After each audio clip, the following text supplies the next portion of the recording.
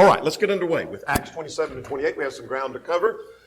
Two major sections of the book of Acts. And the second of those has to do with the gospel going to the uttermost parts of the world.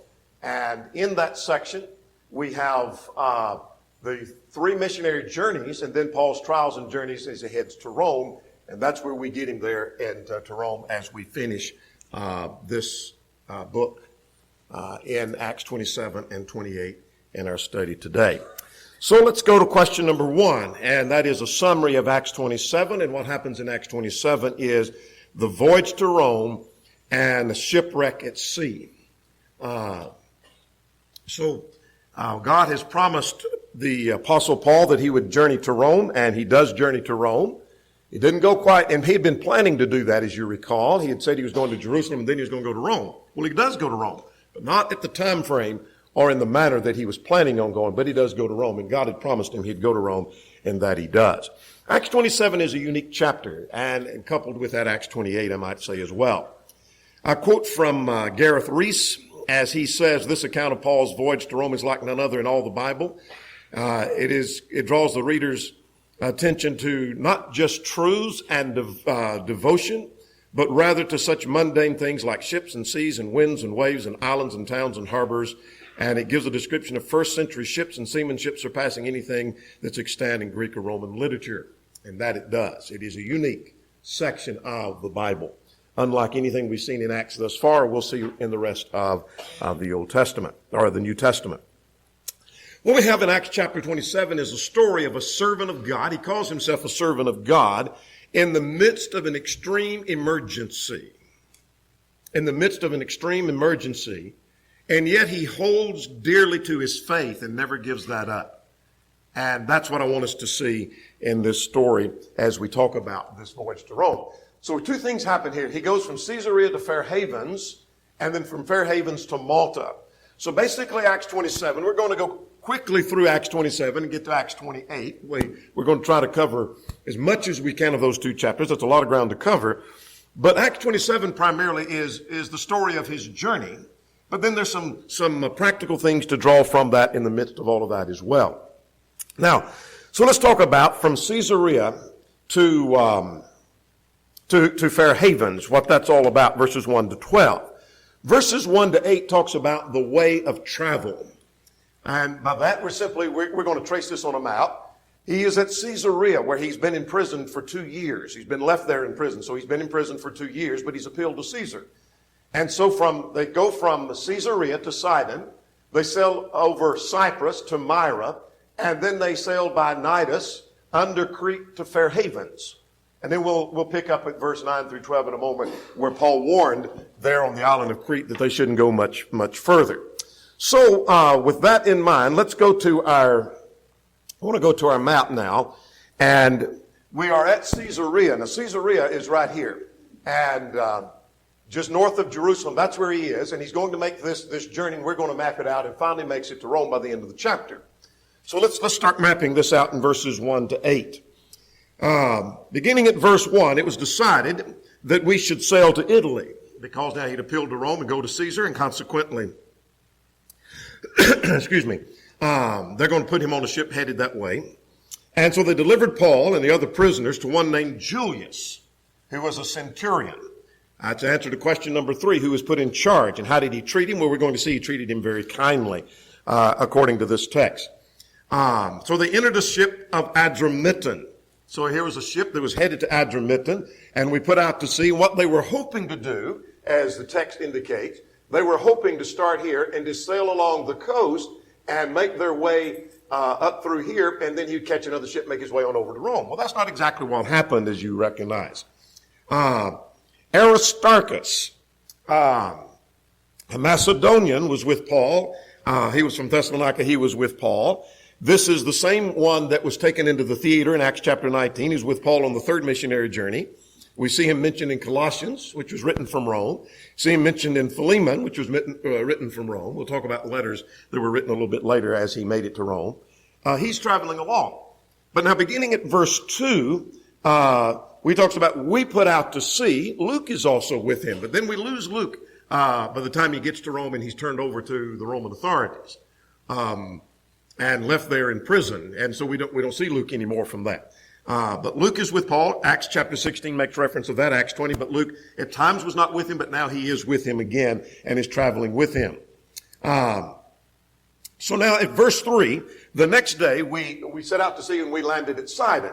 Sidon is just north of Caesarea. And so that's where they went. They went up to Sidon.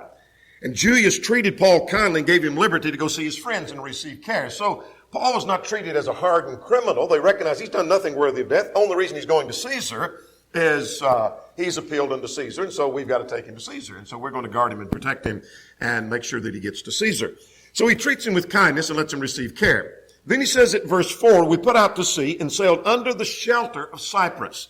Well, what he means by under the shelter, the winds, as would be blowing across the Mediterranean Sea, that the island of Cyprus would protect them. So instead of coming across on the underside, they go across the northern side of Cyprus, and they made it all the way over to, according to verse 4, came off of the coast of Cilicia and Pamphylia and came to Myra, a town of Lycia.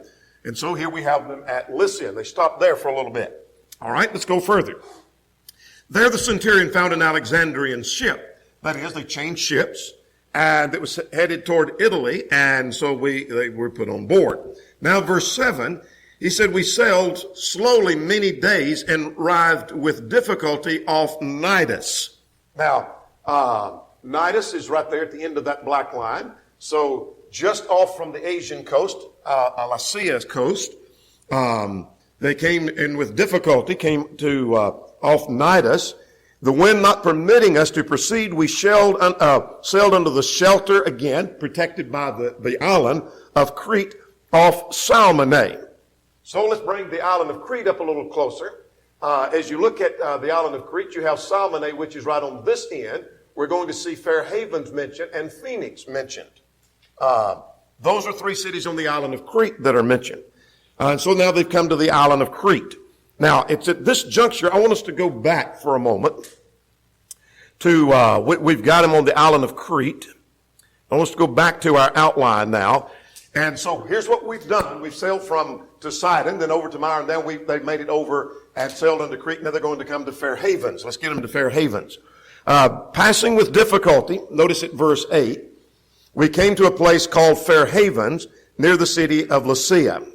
Now, beginning at verse 9, the text pauses of the continuing on of the trip to talk about Paul's warning against continuing the voyage. And so Paul warned. So I want to quickly go through this because I want to get to some other things as we go along. But verses 9 and 10, Paul warned of losing ship and of cargo and even of lives. Notice that after much time had been spent. So they spent some time there. It's not that they just sailed into the port, change ships, and take off again. Some time is passing on this journey. The voyage was about 2,000 miles. It took about 6 months altogether to make this journey. So this was not a quick trip of like we'd get on a plane and head to Europe and be there in 9 or 10 hours or 12 maybe. But this was a long voyage. Now beginning at verse 9, after much time had been spent, sailing was now dangerous because the fast was already over. Well, what he's talking about, the fast, the Day of Atonement, which fell about late September, early October, that's already over, so winter's beginning to creep up on them. Sailing is a dangerous thing during that period. And Paul said this, he advised them.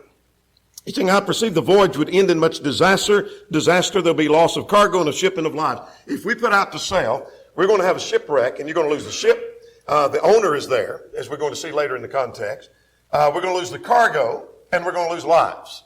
And so this is dangerous. We shouldn't leave. Nevertheless, the centurion was more persuaded by the helmsman and the owner of the ship than the things spoken by Paul. Now, I want you to notice a shift in attitude of the centurion a little bit later. At this point, he doesn't think Paul knows very much. And he doesn't take the warnings of Paul very seriously. He's more interested, and I probably would have been too, you're going to listen to this man I'm guarding as a prisoner, or you're going to listen to the man that owns the ship and the guy that drives the ship, who knows more about this. They say it's safe to go, and we're going to go. And so he does. And he's ready to take off. Now, verse 12, because the harbor was not suitable to winter in, the majority advised to set sail, if by any means they could reach Phoenix, which is on the other end of the island. So they're in the middle of the island at Fair Havens, came to Salmone, go to the middle of the island at Fair Havens, not suitable to winter there. They're hoping if they can just If they can make it to Phoenix, if they sail along the coastline, they'll make it to Phoenix, and there they'll stay for the winter, and they would winter there. So they're going to stay till the winter's over. So this is going to be a long journey. That's what their hope is. So we're going from some Caesarea to Fair Havens. Now I want us to go to beginning at verse 13 now. Let's go to verse 13. And now we're going to Fair Havens to Malta, and that'll get us down to verse 44, and that's the end of the chapter. And then we're ready for chapter 28. So two things happen in this section. We have a storm at sea, and then the shipwreck, and all of them are saved. Now that's important because that's exactly what God said would happen, even though it looked like all hope of life was gone according to verse 20. So let's begin at verse 13. Now we're still there, and they have just left Fair Havens, and they're hoping to make it to Phoenix. They never make it to Phoenix. So let's see what happens, beginning at verse 13. A south wind blew softly, supposing that they had obtained their purpose. They put out to sea and sailed close by Crete. So they're sailing along the coastline thinking, we'll see Phoenix here in just a little while if things go well like we planned. But that's not exactly what happened. Verse 14, a tempestuous headwind arose called Euroclydon. The New International translates that a wind of hurricane force. We're talking about a strong wind. It's not talking about a little storm came up where the wind's blowing a little bit, maybe 50-mile-an-hour wind, and tossing the ship a little bit. The New International, and I know it's kind of a free and eclectic kind of translation, but nonetheless, it perhaps gives us some insight of being a hurricane force wind. This is a strong wind. So it drives them. Now at verse 15, so when the ship was caught and we could not head into the wind, we let her drive. At verse 15. Which suggests that they lowered, in other words, they lower, there's a question whether they lowered the, commentators are differing over, did they lower the sail or did they cut the sails? But whatever they did, rather than the ship being driven anywhere, we just take the sails down and just let the ship just go with wherever the wind may take it, rather than let the wind completely drive it. And so we were driven. He's going to make the point at verse 17 in a moment. So, running under the shelter of the island called Clauda, we secured the skiff. That's a lifeboat. So here's a lifeboat that was perhaps being tugged along or towed behind the boat or close by. They bring it on with difficulty. That tells you something of the kind of winds they had. They used cables to undergird the ship, a wooden ship, to keep it from coming apart. And fearing lest they should run aground to Sardis Sands, that's the quicksands on the northern shore of Africa. Let's go back there to our map just for a moment. This is where we left them off. So they've taken off and they've come by Clauda. Now notice this map right up here. There's Clauda right there that's just been mentioned. They've left Fair Havens and come by Clauda, which is right here. And they're fearing they're going to come into the quicksands of North Africa. And that's why they take their sails down. They let her drive. And they gird the ships because they thought they might strike the sands, Sardis Sands, the text said. Now verse 18, and because we were exceedingly tempest tossed, the next day we lightened the ship and they threw the tackle overboard with their own hands. Now verse 20 is a key verse. There was neither sun nor stars that appeared for many days, and no small tempest beat upon us. All hope that we could be saved was finally given up. Now you can make a parallel to that, something in your life where you thought all hope is gone. But let's just talk about what's going on here. I want you to get a picture of life on the ship. There's 276 people, verse 37 says, on the ship. And pretty much everyone has given up hope that we're not going to come out of this alive. This wind is so strong, and we're being driven. We don't know where we're going. We don't know where the wind is taking us. There's darkness. There wasn't sun or stars to appear for many days. For how long? Well, apparently 2 weeks. Mentioned twice in the context. And all hope that we'd be saved is finally given up. And so we thought we were goners. We thought this was over. We thought this was done. That's an important point in light of some things later, beginning at verse 23 in just a moment. All right. Now let's go further and see what happens here. We'll go back to our outline, then we're going to finish our map here in a second. So notice beginning at verse 21 now. Paul warned that all must stay aboard ship. Now that seems like a strange thing to do when it looks like we're going to lose our life anyway. So let's see what he says, beginning at verse 21 through 26. But after long abstinence from food, I don't think that means they didn't eat anything. Several commentators make the observation that if this is a 2-week period, which is mentioned about 14 days, verse 27, could they go, Jesus went 40 days and 40 nights, but it's probably they went because of the circumstance. They may have just eaten a little here and there and not taken a full meal somewhere. And I think perhaps that may be the case. I don't know for sure. That Paul stood in the midst and told them that you should have listened to me. People often say you should never tell people, I told you so. Well, Paul said, I told you so. You should have listened to me. I told you we should never left the island of Crete. I'm paraphrasing, of course. And this disaster would have never occurred. But I urge you to listen to me and take heart. There will be no loss of life, but only a ship. Now, the reason I said verse 20 is a key verse. I want you to think about where all hope of life was gone. And here's a man standing in the midst said, oh, no. We're all going to be saved. Not just part of us, or some of us may survive. Every one of us are going to be saved. How do you know that? Well, because there stood by me an angel of God to whom I belong and whom I serve. You might underline whom I belong and whom I serve. What a statement of devotion. The idolaters have a God that belongs to them. And a God that serves them. But Paul said, I belong to my God and I serve my God. I belong to him and that's why I serve him. So there stood by me an angel of God to whom I belong and whom I serve. Here's what he said. Don't be afraid. You'll be brought before Caesar, and I've granted you and all those who sail with you. In other words, the angel had said, you're going to go to Rome. You're going to get there. And everybody on the ship's going to make their destination. And an angel had told him that. Now that's hard to believe in the midst of verse 20. When all hope for life is gone. But here's what Paul said, and you might underline it, verse 25. What a practical verse. He said, take heart, for I believe God that it'll be just as he told me. I believe it just like it was said, even though it looks contrary to everything else. So the helmsman may say, I've been in storms before. We're not going to survive this. The owner of the ship said, my ship has never been in this kind of thing before. We're not going to survive this. But Paul said, yes, we are going to survive because God told me. And I believe God that it'll be just as he told me. However, he said, we must run aground on a certain island that had been foretold. Now, beginning at verse 27, they sailed close to the land and they put anchors down waiting for day. They put 4 anchors down. The text said, and I'm going to skip a little bit of that in interest of time. There were some, according to verse 30 and 31, some of the sailors under the disguise of saying, we're putting out an anchor, go and try to put down a boat, and they're going to try to escape off the ship. And Paul told the centurion, if they don't stay on ship, they're not going to be saved. And that's interesting at this point. At this point, the centurion has a degree of respect for Paul. He didn't when they left the island of Crete. But at this point, he does. Something has changed. He begins to listen to Paul. And so he had the soldiers come back. Now, again, verse 33, like verse 27, mentioned the 14 days, so it's been 2 weeks. So he implored them all to take food. Now, this seems a little strange. In the midst of a storm, they hadn't even landed yet. But we're all going to be okay. And I urge you, let's eat some food and take some nourishment.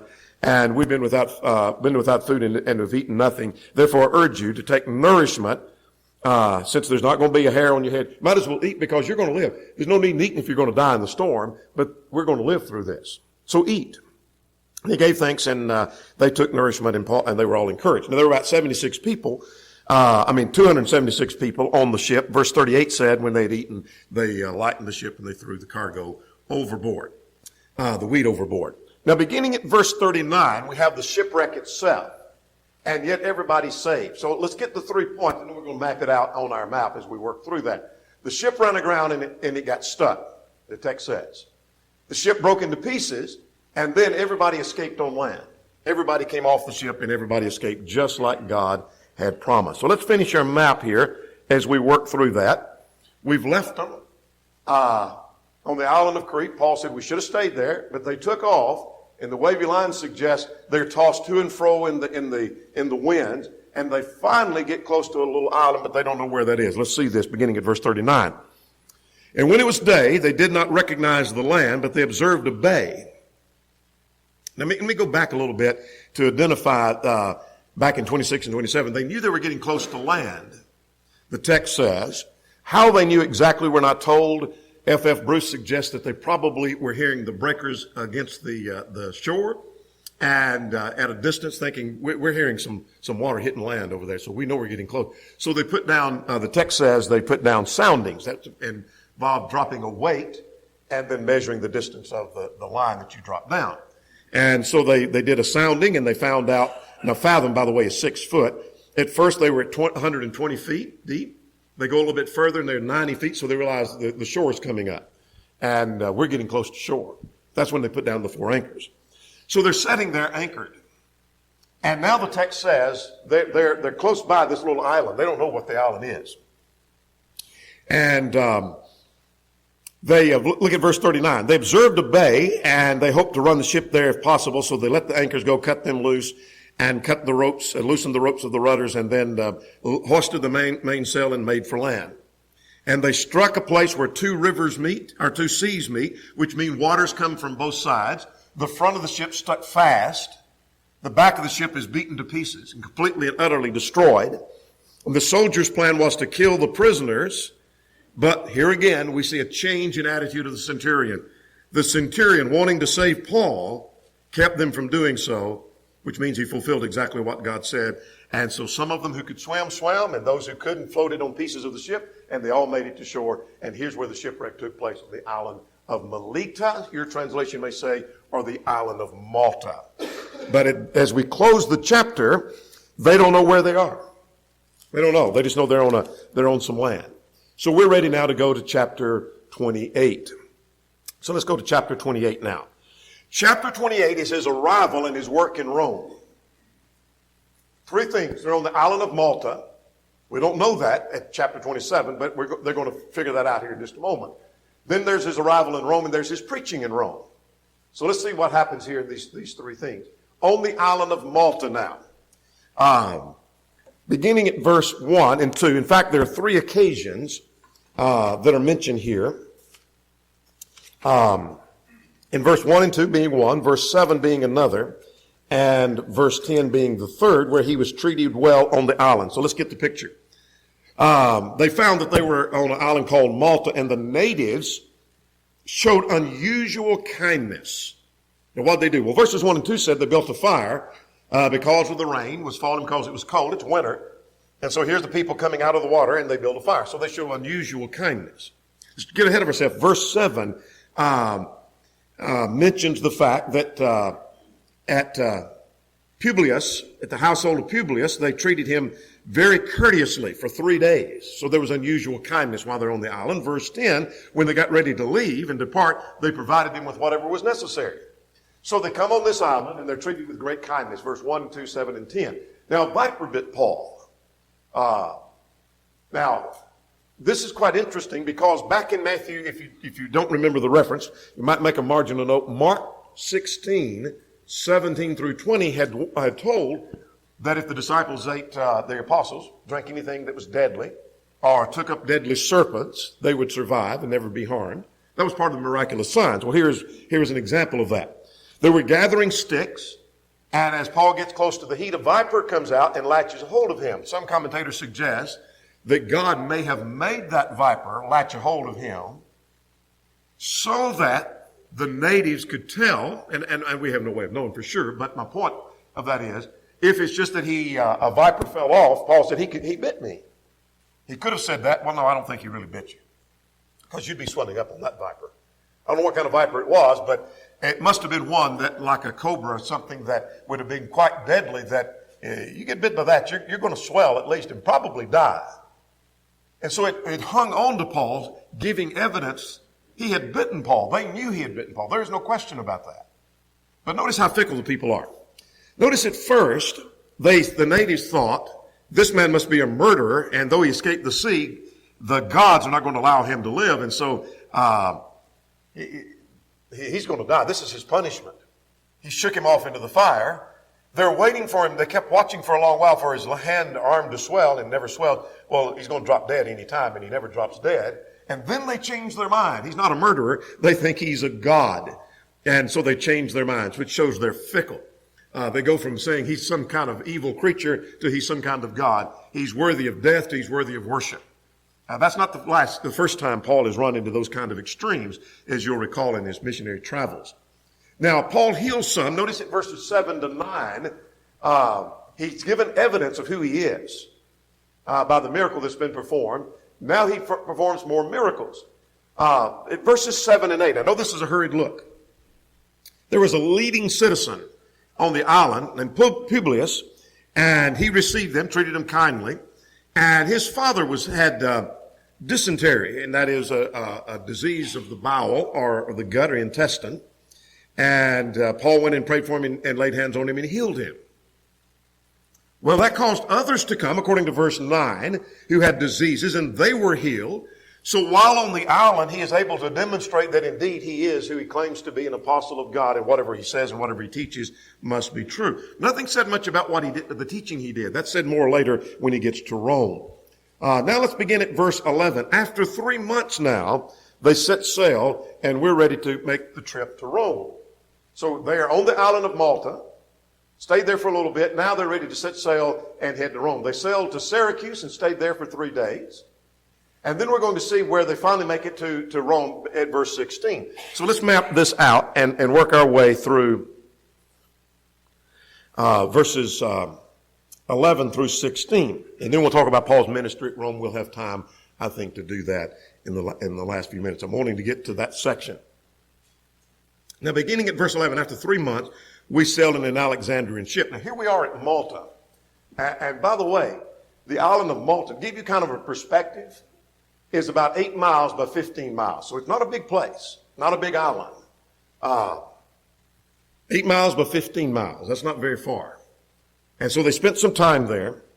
After 3 months of spending time there, we sailed in an Alexandrian ship with the figurehead of the twin brothers that wintered in the island, and we sailed landing at Syracuse. All right, so let's get him up to Syracuse, which is on the shore of Sicily. And from there, we circled around Rhegium, and after 1 day, the south wind blew, and the next day we came to Puteoli, and we found brethren there. So let's get him up to Puteoli, and they come to Rhegium, and now they're on the shores of Italy at this point. I mentioned as we began, this says more about cities, travels, destinations than any other chapter in all the travels of the Apostle Paul. There must be some importance to that, or God would not have recorded that for us. Now notice at verse 14, they found brethren and were invited to stay with them 7 days. Some suggest, though the text doesn't specifically say it, so I only pass it on for what it's worth, that they stayed there for 7 days so they could worship on the Lord's Day with the brethren. That 7 days would have given them at least the Lord's Day. It's one end or the other. But some suggest that would have been the reason perhaps they stayed 7 days there instead of traveling on. And then we went toward Rome. And from there, when the brethren heard about us, they came and met us as far as Appii Forum and the Three Inns. Well, that's just below, now they're on land, by the way. The ship is left. And they've left the ship, and now they're at the Three Inns. Not yet to Rome, but they're at the Three Inns in Appii Forum. Now notice at verse 15, he said, when Paul saw them, he thanked God and he took courage. It's a very practical thing. Just to see these brethren, Paul's on his way to Rome, and for brethren to come to him and spend some time with him, Paul took courage from that. And he turned around and he thanked God for his brethren. Do you take courage when you're with brethren? Are you encouraged by being with brethren? And do you turn around and thank God that you have brethren to be with? Well, Paul did that. Now at verse 16, to finish that leg of the journey, that when we came to Rome, now we've got him at Rome, this is the destination. When we came to Rome, the centurion delivered the prisoner and the captain of the guard, but Paul was permitted to dwell by himself with the soldier that guarded him. Now let's get ahead of ourselves to verse 30. Paul's going to be there for for 2 years, he's going to be in his own rented house. The text is going to indicate. So that he was given liberty while he was there. He's not putting in a cold, dark dungeon of a prison, but he's going to be there for a while, as the text indicates. Now, let's stop there and let's go back to an outline now. Now that we've got him at Rome, And let's talk about his preaching in Rome, and this will finish the chapter. What did he do when he got to Rome? Well, first of all, Paul talks to the leaders of the Jews. They are called brethren. Now, earlier in the chapter, when brethren are mentioned, it seems to be referring to brethren in Christ, that is, fellow Christians, because they're coming and Paul takes courage and he thanks God for them. But this seems to be Jewish. They're referred to as brethren later in the context, just the Jewish leaders. And so Paul talks to the leaders of the Jews and he informs them that he was a prisoner and why he was going before Caesar. So let's get that in 17 to 22. He called for the leaders of the Jews, and when they came together, he calls them men and brethren. Same expression used in Acts chapter 2, by the way, not referring to brethren in Christ. Though I have done nothing against the people of my customs, of my fathers, I was delivered as a prisoner from Jerusalem in the hands of the Romans.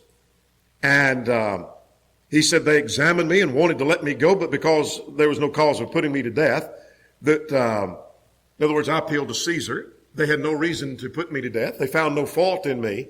In other words, he's trying to inform the Jews, here's what's going on. Here's why why am I being brought here? Perhaps you've heard about this. And perhaps you've been told about this, and I want to tell you what's really going on. And so he informs him he's a prisoner, he's going before Caesar. Now the Jews state they haven't heard anything. Notice at verse 21.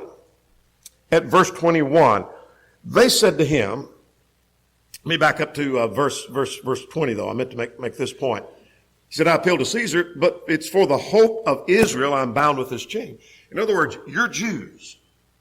And every one of us who are Jews had been looking for the coming of the Messiah, and all I've been doing is preaching about the Messiah, and that's why I'm arrested by the Jews. I was arrested by Jews and turned over to the Romans. It was the Jews that put me in this place. And that's why I'm going to before Caesar.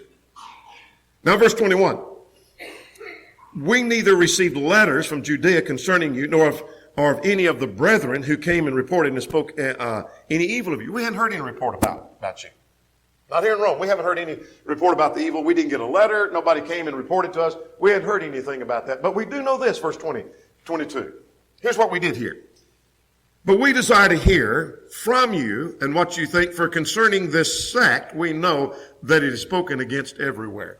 We've heard about this, they call it a sect, of the Nazarenes, Christians, in other words. We've heard about that, and we want to know more about that. So now beginning at verse 23, he preaches to the Jews about Christ. This gets to the heart. I was trying to get to so we can spend a little time here. And so we've got about 5 minutes or so we can spend with verse 23 and the verses following. So let's see what he did in his preaching. Verse 23, they came on another occasion to Paul at his lodging, and he explained and solemnly testified of the kingdom of God, persuading them concerning the Christ, both of the law and the Moses and the prophets, from morning to evening. This was quite a thorough study. This wasn't a little sermonette that he gave, but this was a thorough study from morning to evening. And I gather it was more than just one occasion. But at least on one day, from morning to evening, he starts back with the law of Moses, perhaps Deuteronomy 18, and the prophets, what the prophets had said concerning the Messiah, like Isaiah 53, etc., Jeremiah 31 and other passages. And some of them were persuaded. So what kind of response? Well, some of them believed, verse 24. But some of them didn't believe. Some of them rejected that. And now, they departed when Paul spoke of the hardening of the Jews' hearts. That was too much for them. Notice at verse 25, we have a question about this at question number 10. And that is, what does this tell you about the writings of writers of the Bible like Isaiah? And they were writing by the power of the Holy Spirit. He quotes from Isaiah, but Paul said the Holy Spirit spoke directly through Isaiah the prophet to our fathers. That's an affirmation of inspiration. That when Isaiah wrote, he was writing by the power of God. He was writing by the inspiration of God. The Holy Spirit directed him what to say. So Isaiah was inspired. David was inspired. We see that in the book of Hebrews. Now, what did Isaiah say? Isaiah talked about people hearing but not understanding, and seeing and not seeing, and the hearts growing dull, and the ears are hard of hearing, and the eyes have they closed. In other words, here's the point of this prophecy. The point of the prophecy is that Isaiah's hearers had deaf ears and they become hardened.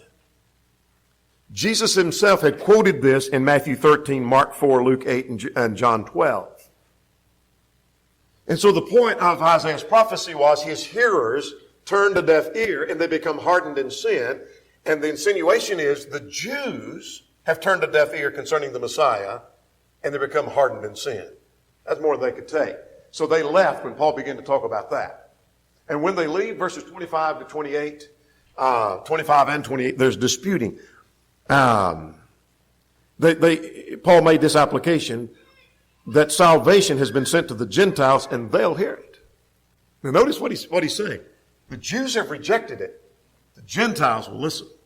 I'm going to the Gentiles because the Gentiles will listen, but you as a nation, you've rejected it.